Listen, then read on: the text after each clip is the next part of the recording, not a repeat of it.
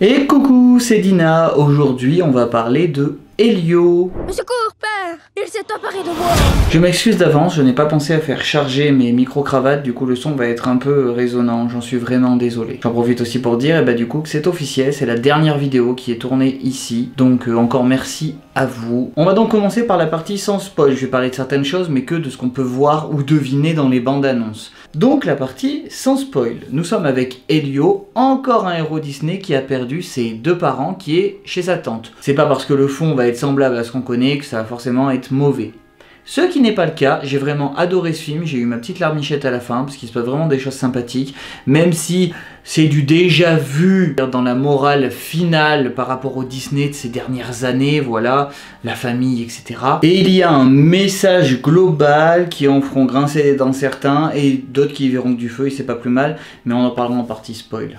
Et c'est un film qui est en train de se casser la figure, je crois que c'est un des films Pixar qui démarre les moins bien depuis tout le temps. Comme quoi ça va encore donner raison à Disney et à Pixar de continuer les suites, les spin-offs, les prequels, parce que on n'est pas intéressé par les nouveautés, je dis on en général, et là ça en est la preuve, même si il y a beaucoup de live action, de suites qui marchent pas énormément, ils sont au moins rentables. Là Elio, je sais pas trop, le jour où je tourne cette vidéo, on n'a toujours pas des bons résultats, enfin les personnes qui se plaignent qu'on fait une nouvelle petite sirène, des suites, des live action, des machins, et allez voir ces nouveaux films là, il faut pas vous plaindre des live action si vous allez pas voir ces films. Forcément ils vont continuer à faire des Zootopie, je sais que Zootopie est très attendu et que les gens ils sont pas contre une suite, mais des Blanche-Neige live action qui se pètent la gueule, des Pinocchio qui se cassent la gueule, bientôt des Hercule, enfin voilà. On dit on veut des nouveautés, mais personne va voir les nouveautés, et je suis même sûr que Hooper, je crois, le film où une jeune fille inverse son corps avec un castor,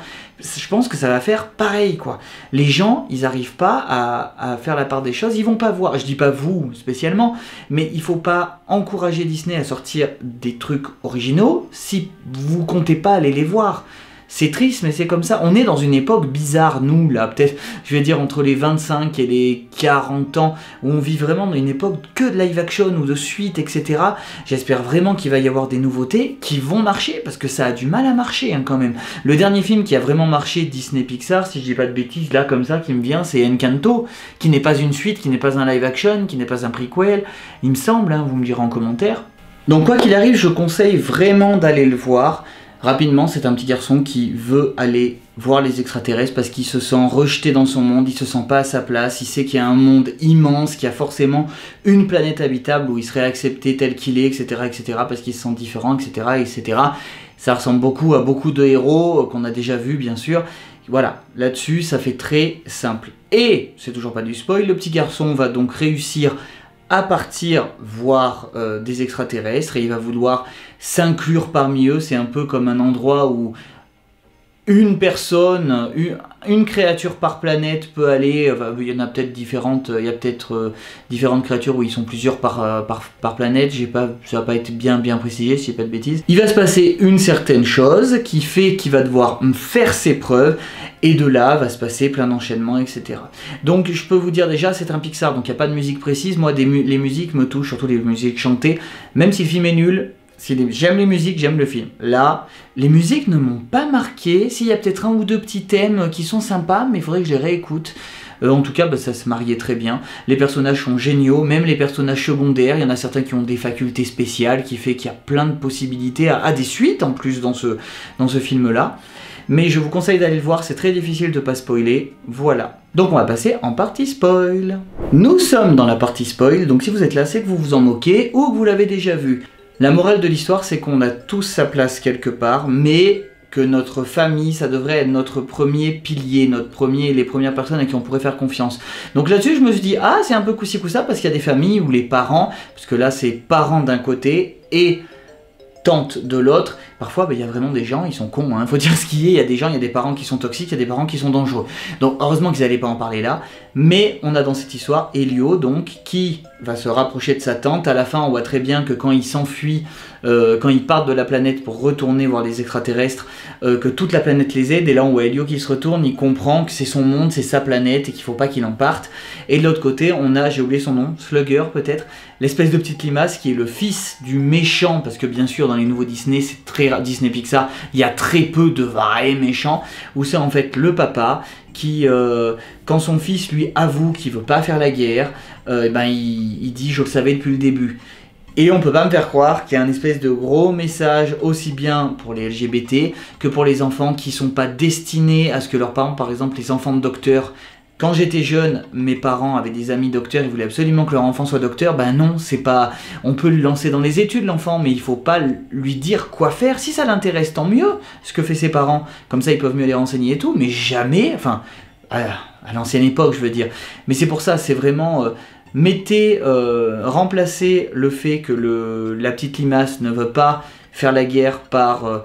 Ne veut pas être dans une grosse armure d'hétéro ou de... Un peu ce côté, le clip de Eddie de Preto, viril, la musique, c'est un peu ça, c'est me mets pas dans cette armure que je ne veux pas. Donc bien sûr, c'est pas forcément que LGBT, attention, mais c'est un message qui touche les LGBT, qui touche les gens, les enfants, les gens qui veulent pas rentrer dans les moules de alors mets-toi en couple, achète une maison, fais un enfant, voilà, c'est un peu ça. Mais globalement, le message pour les enfants et les adultes, bien sûr, pour faire comprendre que on n'est pas destiné à ce qu'on nous prédestine. Je sais pas si je me fais comprendre. Oh, fait chaud.